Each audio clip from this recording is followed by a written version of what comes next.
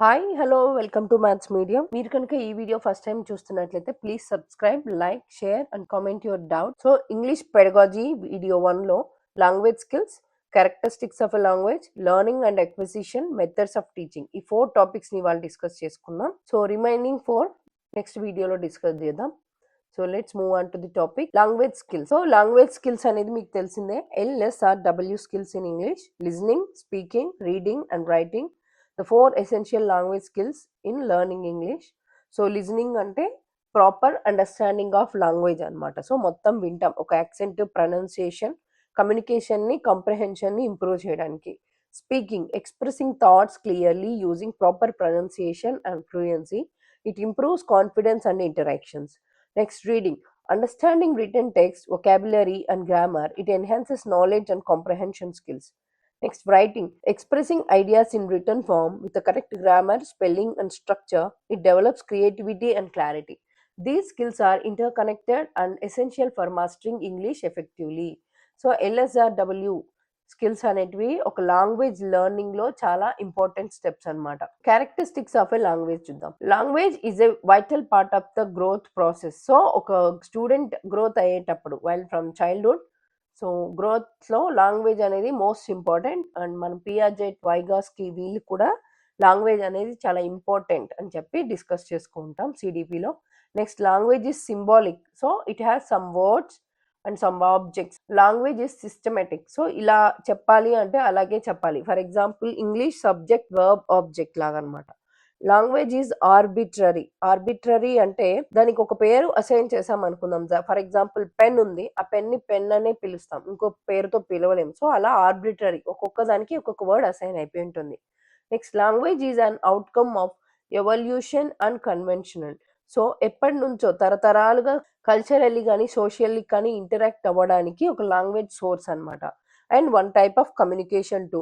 Language is productive and creative. So productive అంటే combination of some words, some sentence, and creative. Every time అది change అవుతూ ఉంటుంది, creative గా మనం మాట్లాడే కొద్ది అనమాట. నెక్స్ట్, ఇవి ఎగ్జామ్ ఫోకస్ టర్మ్స్ అనమాట. మనకి టెట్ లో కానీ మోస్ట్ ఇంపార్టెంట్ టర్మ్స్ ఇవి, అందుకే ఎగ్జామ్ ఫోకస్ టర్మ్స్ అని నేను యాడ్ చేశాను slides. Homonyms, words that have the same spelling and pronunciation but different meanings.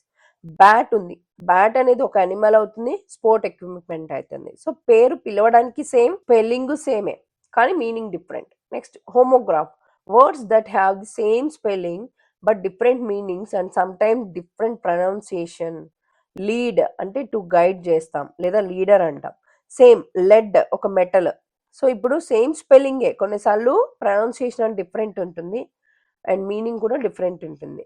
Next, homophones, words that sound the same but have different spellings and meanings. చూడండి, two, TWO2, TOO2. So ఇక్కడ spelling different కానీ pronunciation మాత్రమే same, meaning కూడా different అనమాట.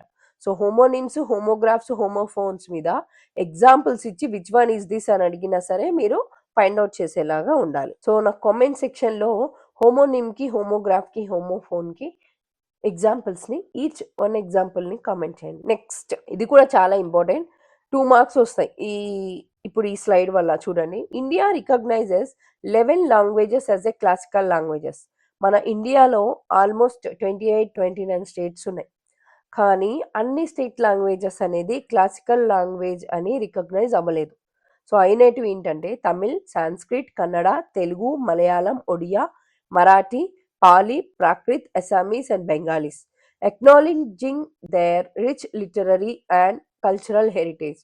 So 11 languages of classical languages ఉంటాయి. మనకు options లో కొన్ని ఇచ్చి ఇక్కడ ఉండేటివి ఇచ్చి 1 ఆడ్ 1 అవుట్ ఇస్తాడు. Which of these is not a classical language according to Indian recognizes language అని అడుగుతాడు. సో అప్పుడు మీరు ఆన్సర్ ని ఫైండ్ అవుట్ చేసేలా ఉండాలి. Next, language across the curriculum. ఈ word LAC, language across the curriculum, using different languages to help teach and learn in every subject. అంటే మనం ఇంగ్లీష్ ఫర్ ఎగ్జాంపుల్ తీసుకుంటే మ్యాథ్స్ టీచ్ చేయాలన్నా, సోషల్ సైన్స్ అన్ని subject మనం deal చేస్తామంటే ఒక barrier ఉండాలి. ఆ బ్యారియరే, ఒక బ్రిడ్జే ఒక లాంగ్వేజ్ అనమాట. సో కరిక్యులం అంతా మనం ఒక లాంగ్వేజ్ని యూస్ చేసి చెప్తాం. ఫర్ ఎగ్జాంపుల్ తెలుగు మీడియం అంటే తెలుగులో చెప్తాం, ఇంగ్లీష్ మీడియం ఇంగ్లీష్, హిందీ అయితే హిందీ. సో లాంగ్వేజ్ అనేది కరిక్యులం అంతటా ఉంటుంది. Next multilingualism as an asset. Multilingualism అంటే క్లాస్ ఆఫ్ 30 స్టూడెంట్స్లో కొంతమంది ప్రాపర్ రీజనల్ స్టేట్స్ నుంచి వచ్చింటారు, కొంతమంది అదర్ స్టేట్స్, కొంతమంది హిందీయే వచ్చు వాళ్ళకి. సో అలాంటివి మల్టీలింగ్విలిజం అనేది ఒక క్లాస్లో ఉండే పిల్లలు. సో వాళ్ళు ఒక అసెట్లా అనుకోవాలి, అంటే ఒక ప్లస్ పాయింట్ అనుకోవాలి, అది ఎప్పుడూ డిసడ్వాంటేజ్ కాదనమాట. English in India is a global language in multilingual country. As a second language, English is widely taught in schools, helping students access global knowledge and opportunities. So, English అనేది throughout the world అయితే global language అనుకోవాలి, ఇండియాలో మాత్రమే second language అని డిస్క్రిప్ట్ చేసుకోవాలన్నమాట. Learning and acquisition. Language learning is the process of gaining language skills through study and practice. It helps in listening, speaking, reading and writing. So LSRW ద్వారా మనం learning ని చేయొచ్చు. అది ఏంటి? లాంగ్వేజ్ లెర్న్ చేయడం. Acquisition అంటే ఏంటి? Is the natural way of learning A language without formal teaching. It happens to listening, speaking and interaction, just like how children learn there mother tongue.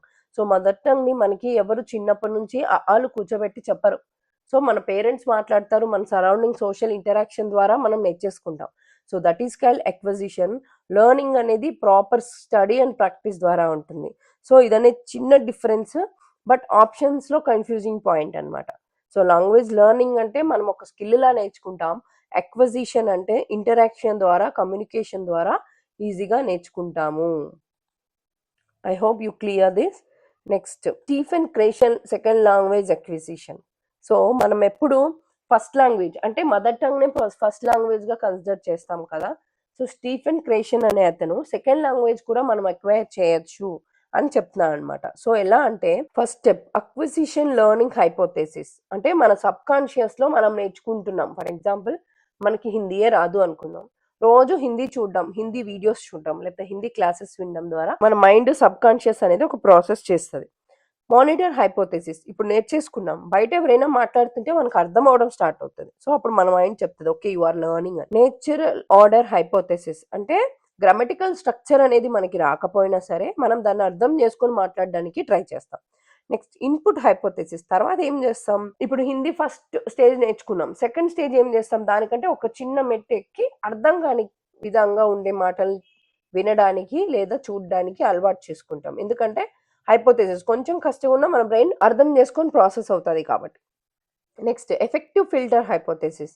So ఇవన్నీ నేర్చేసుకున్నాక మన body ఏంటంటే self confidence అవుతుంది, okay నేను ఇంకా మాట్లాడగలను. So అందుకే ఎప్పుడైనా సడన్గా మనం ఏదైనా లాంగ్వేజ్ వింటున్నా, ఏదైనా చేసినా, మన సరౌండింగ్స్లో కొత్త లాంగ్వేజ్ మనం విన్నప్పుడు ఆల్రెడీ మనకు అది తెలుసుంటే మన బ్రెయిన్ యాక్టివేట్ అవుతుంది. సో అలా సెకండ్ లాంగ్వేజ్ని మనం ఈజీగా అక్వైర్ చేయొచ్చు అని స్టీఫెన్ క్రేషన్ చెప్తారు. నెక్స్ట్, ఇది చాలా important point in TET and DSC. 3 language formula. 3 language formula in India is an educational policy designed to promote multilingualism and national unity.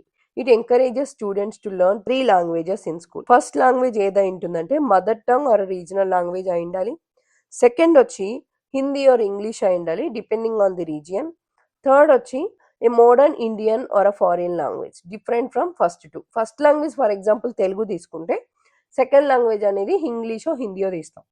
Third language for example second language ఇక్కడ English తీసుకున్నాం అనుకుందాం, third language Hindi తీసుకుంటాం, లేదా vice versa.